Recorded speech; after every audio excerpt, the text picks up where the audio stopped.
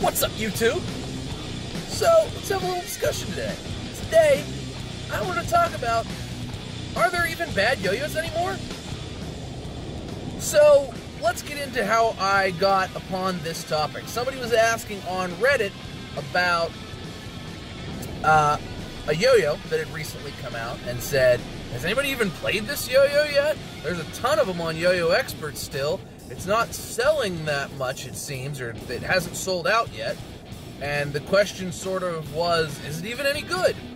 I mean, I guess that's an okay thing to look at. Often the best yo-yos sell out real fast. But at the same time, I feel like a lot of people make at least enough yo-yos so that even if it's not like the best yo-yo of the year, like they kind of hang around a little bit, but at the same time they eventually sell out. And especially around the holidays, people are buying a lot of yo-yos. Maybe that's the case. Now, I don't know exactly, but let's kind of talk about do bad yo-yos even exist? Are there such a thing? Now, as somebody who reviews yo-yos a lot, I can definitely tell you that bad yo-yos exist. Not bad in the sense that, like, oh, this is a bad, like, this doesn't work. It doesn't go up and down, and I can't do tricks with it. But yo-yos that sort of miss the mark, either from a price standpoint, or a color standpoint, or a QC standpoint, or something like that. So, I don't want to call any yo-yos out. I've made videos about yo-yos that I think are garbage. And oftentimes, a lot of the yo-yos that are actually bad really are sort of not yo-yo company yo-yos, because yo-yo companies are generally owned by and funded by yo-yo players. So those players at least know what they like in a yo-yo, and while their tastes may not be the same as yours, they aren't just some general corporation pushing out yo-yos. They do some prototypes, they have other yo-yo players play those prototypes, and then they they also have an idea on their own as to whether or not, after they've played that yo-yo, it's a good yo-yo or not, and then make tweaks to the prototypes. Now, certainly there's, you can always find examples of, like, well, this yo-yo came out, nobody really liked it, or nobody really bought it, it just kind of sat here until they discontinued it or whatever and knocked it out for 20 bucks.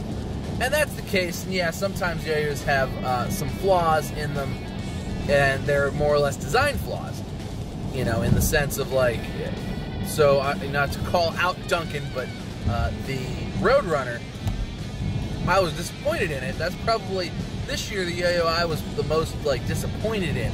Just how, like, kind of grabby it was, and, like, the gap was way too tight, and it was kind of light. It wasn't as stable as I hoped it would be. Like, it just sort of was, like, it seemed like this great sort of budget competition yo-yo, and it was sort of a little bit more of a chore to play than I was hoping. I was hoping for it to be just kind of a, like, nice, like, fun, competitive, stable, long-spinning yo-yo. And because of sort of the grabbiness and the tight gap and the difficulties with that, it sort of fell.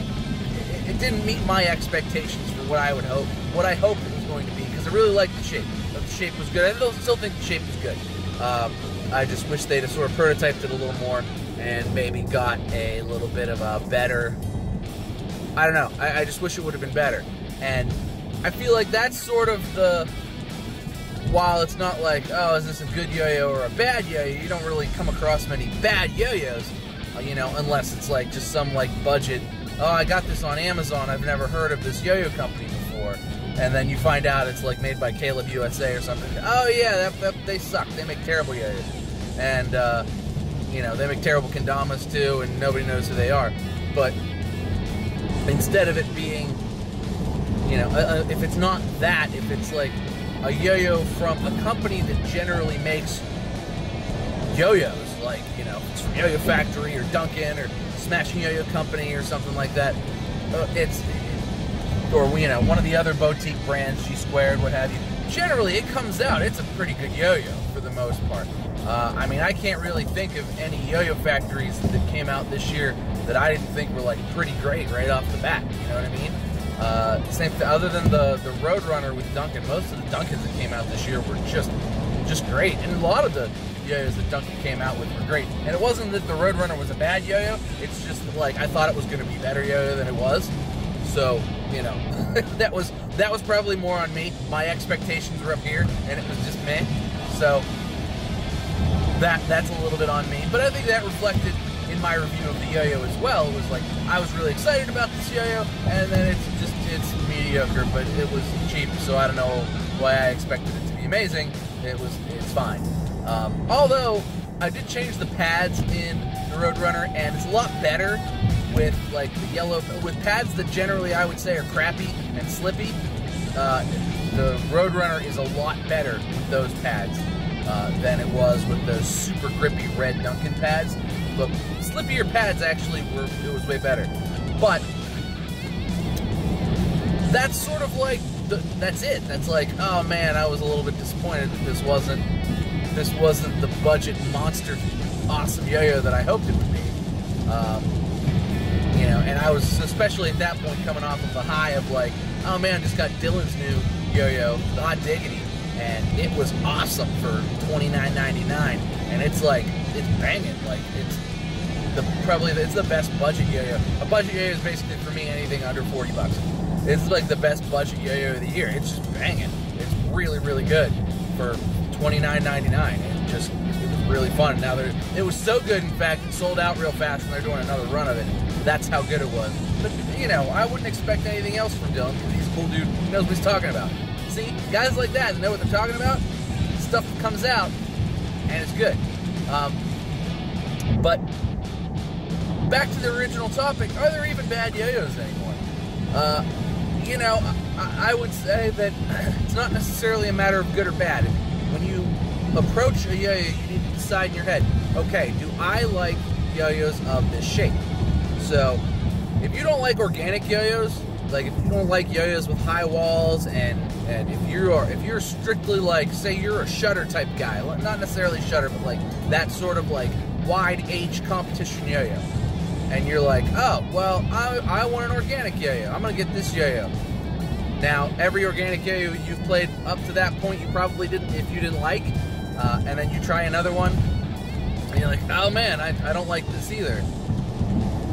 It's not necessarily that it was a bad yo-yo, it's that it's so different from what you're a fan of, and what is your ideal idea behind a yo-yo, that you just didn't like it, or you don't prefer to play that over what you already prefer, which is sort of, you know, a wider organic H, or a wider H shape.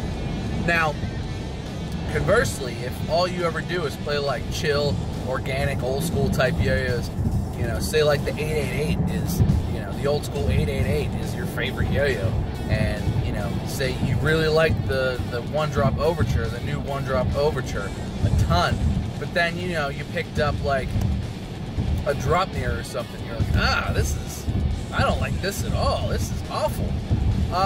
You know, that's again just on, you know, your tastes. It goes back to taste in that regard, because it's not that the drop near is a bad yo-yo. It's not a bad yo-yo, although a lot of people will try to tell you it's a soulless, bad, terrible yo-yo. I wouldn't pay for a drop near personally, but, you know, people have been touting the drop near as one of the greatest yo-yos of all time for years at this point. And if you don't like it, I mean, it's probably just down to personal taste, because there's been tons of people that did like it, and it's a pretty good yo-yo. That's not to say that it's a good yo-yo for you, though. And I think that's really where reviews and comparisons and everything like that comes in. I really think, particularly within the YouTube community, and on Instagram and other things, we've really built a very solid, sort of honest review group here, between myself, Nate, Tokyo, Dylan, and, you know, anybody else who's Mike, simply Mike from the Throw is Definitive. Between all of us, you know, we cover between all of the yo-yo reviewers on YouTube, I feel like most of the yo-yos get brought up in some way, shape, or form. And we don't all agree.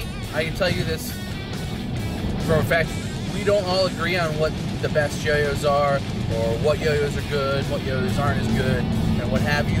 but we all give our honest opinion, and we only do this because we like to do it.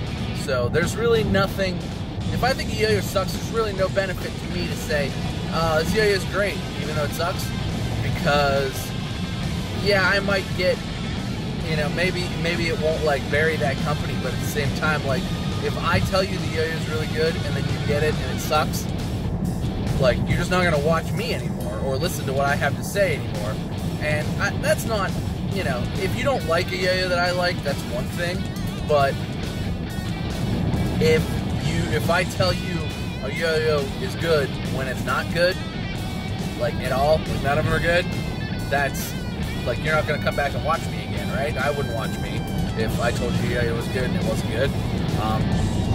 So, there's that as well. But, luckily, in today's day and age, there really aren't bad yo-yos per se. Some yo-yos I think are overpriced. Sometimes that happens.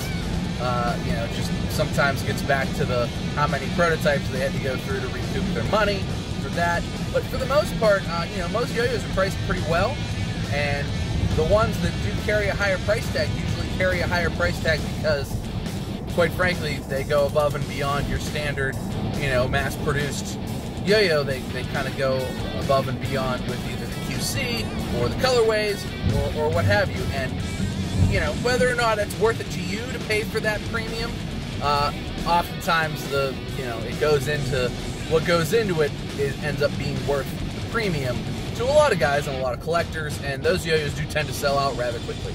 So maybe that's the direction. Maybe if it's not premium and top notch, maybe it ain't worth it. Although it is, because then you got beater yo-yos too that blow off the shelves as well. Especially those cheap ones, when you find like the diamond in the rough, that one then everybody has too, because it's cheap and it's like, oh, I'll tell you, I like this color and we half swap them, because we're cool like that in the yo-yo community. But I don't know, tell me what you think. Is there such thing as bad yo-yos anymore? I don't think there's bad yo-yos anymore. I just think they fit into categories that maybe not everybody likes. Just like, you know, everybody's gonna like Iron Man, but the same thing, you know, maybe everybody's not gonna read Batman. It's all in the eye of the beholder. It comes down to taste. But tell me what you think. Are there bad yo-yos? Do you know of a bad yo-yo that came out this year, 2018? Tell me down in the comments. That's going to do it for me today, guys. Thanks for watching. Hope you have a great weekend. Cheers to you. I'll see you next time.